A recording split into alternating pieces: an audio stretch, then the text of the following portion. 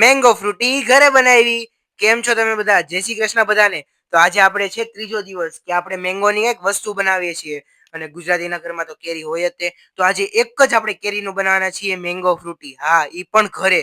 તમે બહાર જોઈએ છે બહુ જ કેમિકલ બેઝ આવે, બટ આ આપણે નેચરલી ઘરે બનાવવાના છીએ. પ્યોર પ્યોર પ્યોર છે.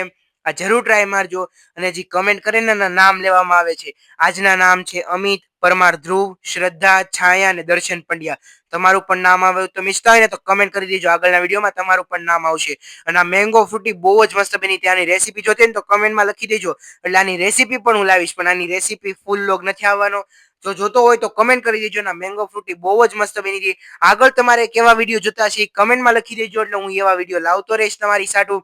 અને આપણી આ મેંગો ફ્રૂટી બનીને તૈયાર થઈ ગઈ હતી.